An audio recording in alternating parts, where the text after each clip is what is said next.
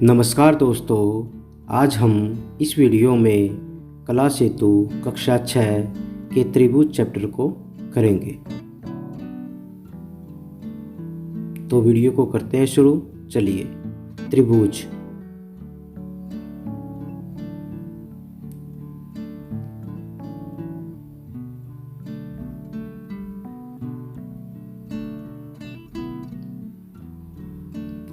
त्रि का मतलब होता है तीन और भुज का मतलब होता है भुजाएं, यानी कि जिस आकृति की तीन भुजाएं हो। तीन सरल रेखाओं से घिरी या बंद आकृति को त्रिभुज कहते हैं।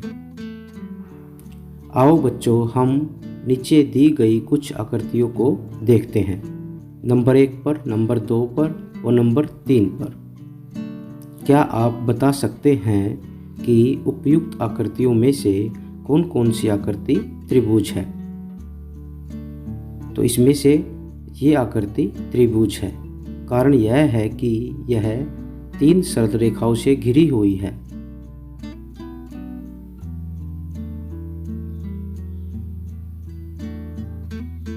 तीन सरल रेखाओं से घिरी या बंद आकृति को हम त्रिभुज कहते हैं।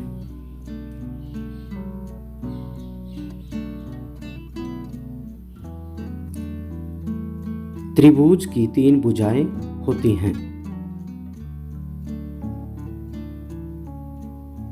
जैसे हम इस आकृति में देखते हैं 1, 2 और 3। त्रिभुज के तीन शीर्ष कोण होते हैं। इसमें 3 की गलत लिख रखा है, इसमें 1 होता है।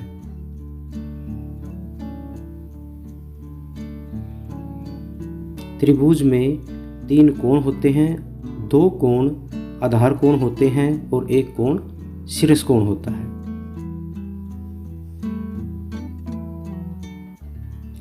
त्रिभुज के तीनों कोणों का योग 180 डिग्री होता है। तो इसमें ये कोण और ये कोण, इन तीनों कोणों का जोड़ 180 डिग्री होता है। त्रिभुज की किन्हीं दो भुजाओं का योग हमेशा तीसरी भुजा से अधिक होता है। तो इसमें ये भुजा और ये भुजा, दो भुजाएं हमेशा तीसरी भुजा से बड़ी होती हैं। त्रिभुज को त्रिभुज के इस चिन्ह से प्रदर्शित किया जाता है। त्रिभुज सबसे कम भुजाओं वाली बहुभुज होती है।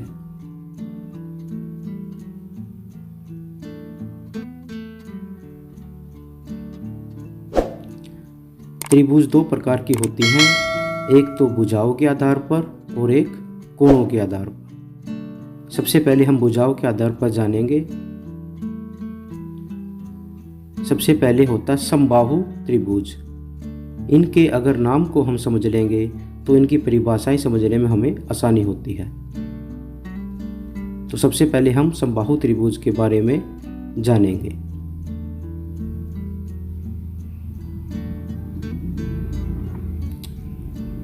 सम माने समान और बाहु माने भुजाएं।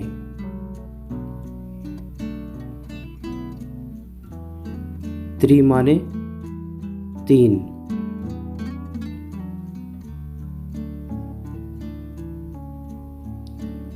ऐसी त्रिभुज जिसकी सभी भुजाएं समान हो। इस आकृति में ये जो निशान दिखा रखा है ये बराबर का होता है और इसकी तीनों रेखाएं बराबर होती हैं, इसीलिए इसको हम समबाहु त्रिभुज कहते हैं। दूसरे नंबर पर आता है समद्विबाहु त्रिभुज।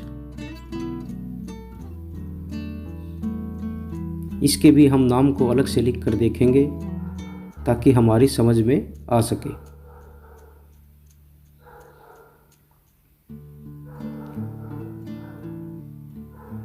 सम माने समान और इसमें द्वि माने 2, बाहु माने भुजाएं। और त्रिभुज जो 3 सरल रेखाओं से घिरी हो।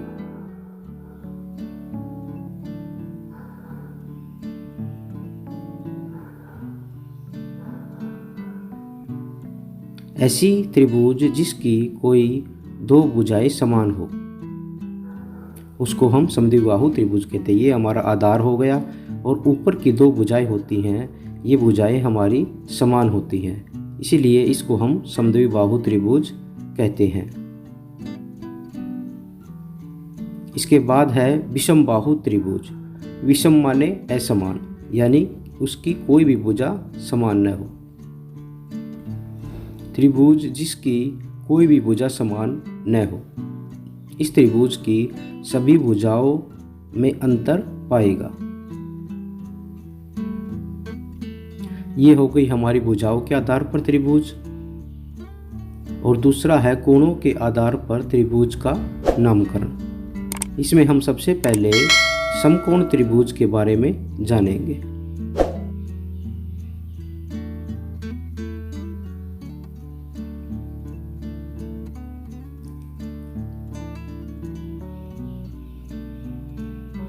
समकोण के त्रिभुज को हम 90 डिग्री से समझेंगे।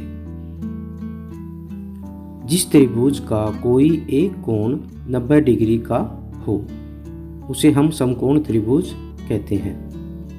इसमें त्रिभुज में यह कोण 90 डिग्री का है और बाकी कोण हमारे 90 डिग्री से कम है।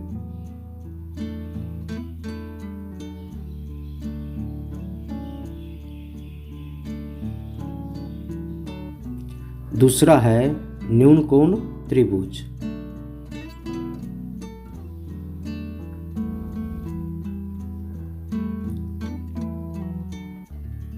न्यून का मतलब होता है कम, यानी कि 90 डिग्री से कम।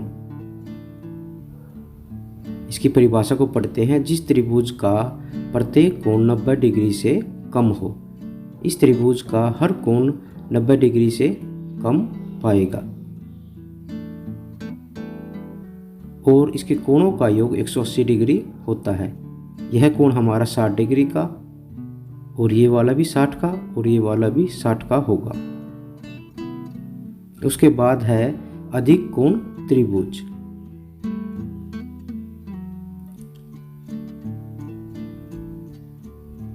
जैसे कि हम इसके नाम से ही समझ जाते हैं, अधिक माने ज़्यादा, यानी 90 डिग्री से ज़्यादा का कोण। अब इसकी परिभाषा को जानते हैं। जिस त्रिभुज का एक कोण 90 डिग्री से अधिक तथा 180 डिग्री से कम हो, इस त्रिभुज में यह कोण हमारा 90 डिग्री से ज़्यादा है और 180 से कम है।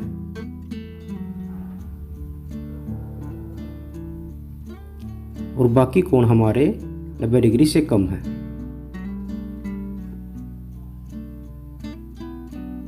अगर वीडियो में दी गई जानकारी अच्छी लगे तो वीडियो को लाइक कीजिए, अपने सभी दोस्तों के पास शेयर कीजिए, मेरे चैनल को सब्सक्राइब कीजिए। वीडियो देखने के लिए धन्यवाद।